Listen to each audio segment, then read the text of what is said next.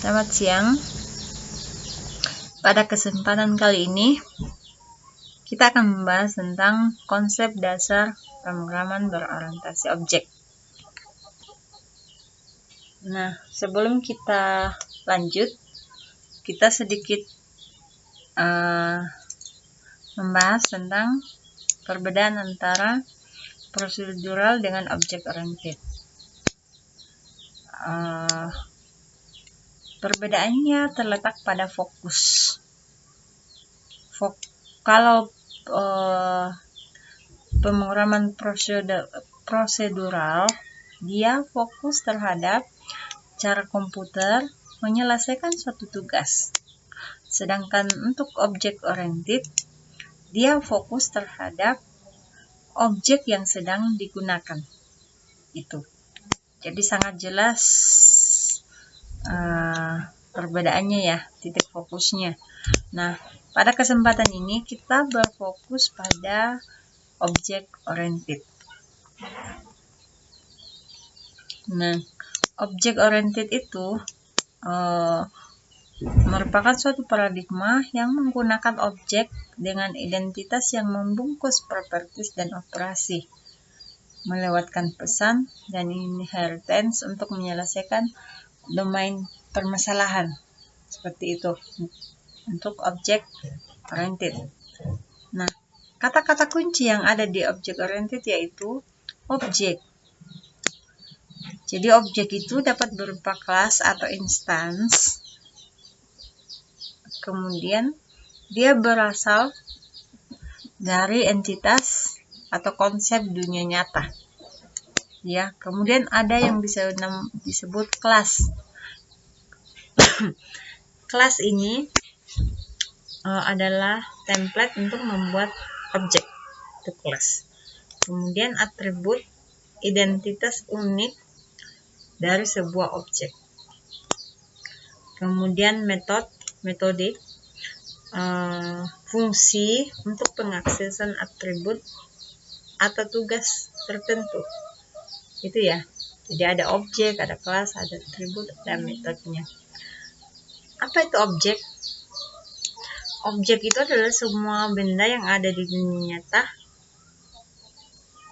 Bisa jadi itu kursi, meja, buku, sepeda, komputer, manusia, dan masih banyak yang lainnya. Kemudian pemrograman berorientasi objek ini sama dengan penggambaran di dunia nyata. Seperti itu ya.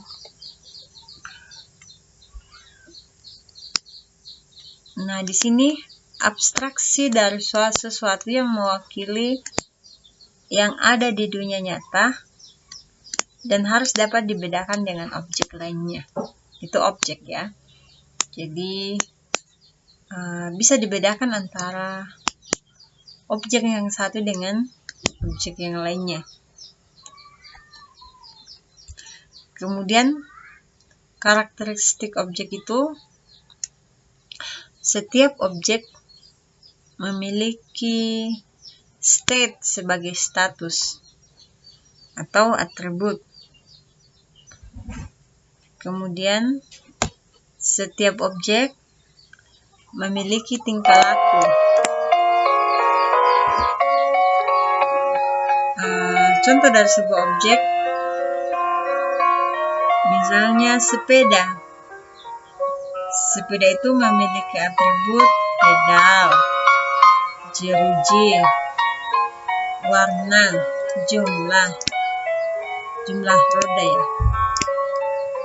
Jumlah rodanya dua ya kalau sepeda.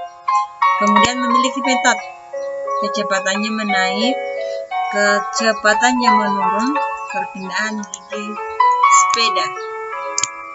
Contoh yang lain misalnya objeknya itu siswa. Otomatis memiliki atribut nama siswa, jenis kelamin, hobi, alamat, dan lain sebagainya ya. Kemudian memiliki metode otomatis ya, berjalan, makan, minum, mandi, dan lain-lain ya. Itu kalau misalnya itu objek siswa. Kemudian pada objek oriented, state disimpan pada variabel, kemudian tingkah laku disimpan pada method. Itu untuk objek yang kita bahas tadi.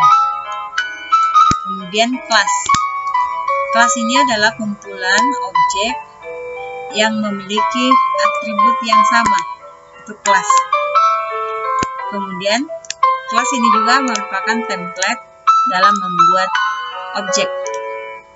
Kemudian prototype blueprint yang mendefinisikan variabel dan metode secara umum. Itu tentang kelas ya. Kemudian objek merupakan hasil instansiasi dari kelas, di mana instansiasi itu adalah proses pembentukan objek dari suatu kelas. Jadi objek juga bisa disebut instance. Nah, kita analogikan antara objek dan kelas. Misalnya dalam memasak puding, kelas dianalogikan sebagai cetakan tempat puding dibentuk. Ya. Kemudian objek dianalogikan sebagai puding-puding hasil cetakan tersebut. Jadi hasil cetakannya bisa jadi cetakannya satu, hasilnya lebih dari satu. Satu kelas sama dengan n buah objek. N-nya ini bisa lebih dari satu. Antara kelas dan objek itu sama dengan tipe data dan variabel. Tipe data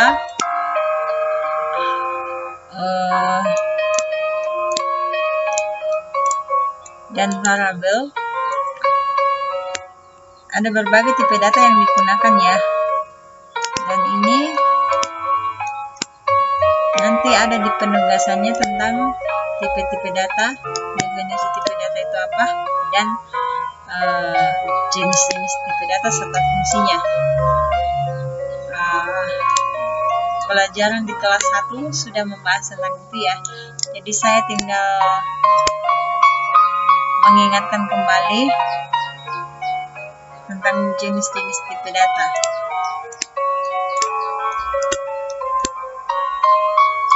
Dan variabel. Itu nanti ada di penugasan ya. Tidak perlu diulang karena kalian sudah tahu ya tentang tipe data.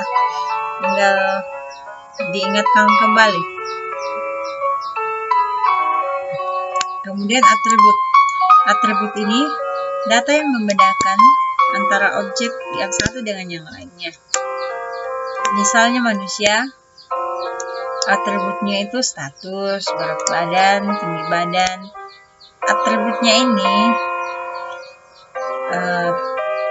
tergantung si pembuat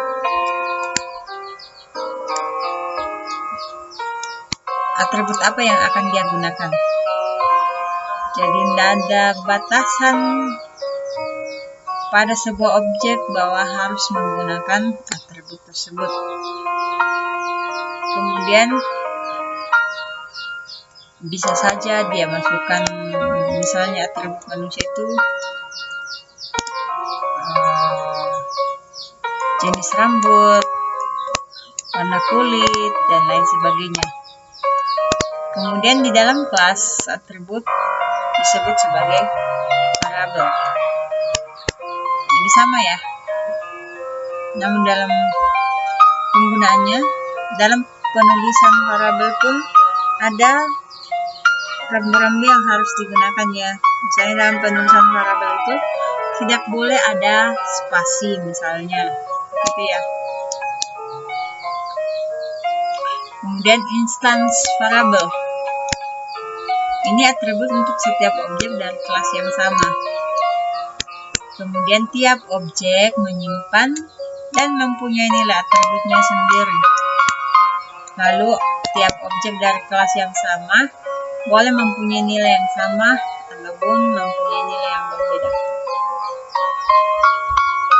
Itu tentang instance variable. Kemudian kelas variable, atribut untuk semua objek yang dibuat dari kelas yang sama.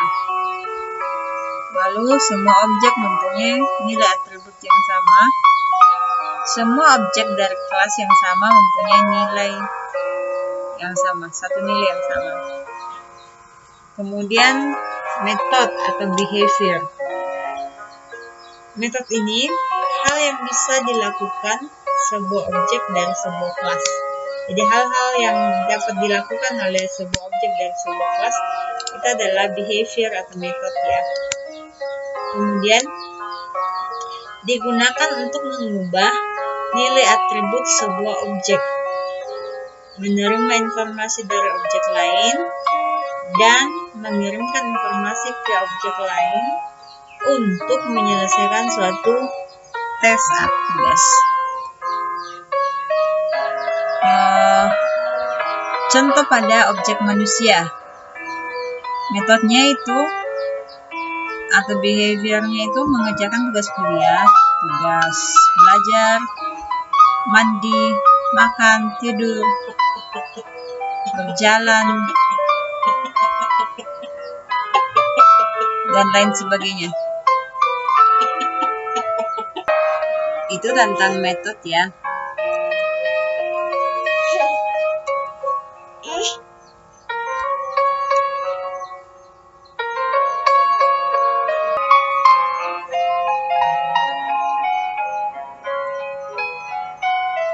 Nah,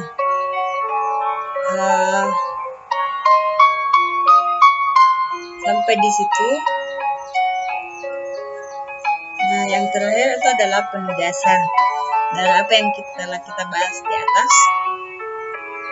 Di sini ada penugasan, sebutkan minimal 3 atribut data yang melekat pada diri Anda bila Anda dipandang sebagai objek.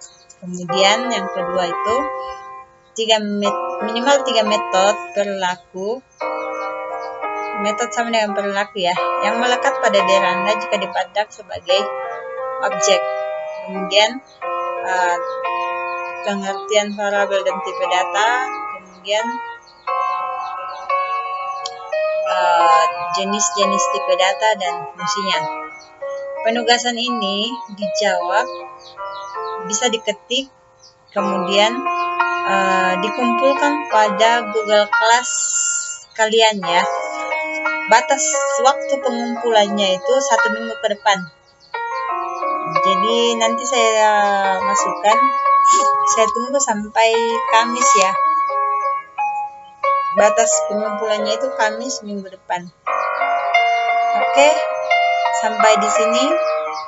Terima kasih atas perhatiannya. Sampai ketemu lagi minggu depan.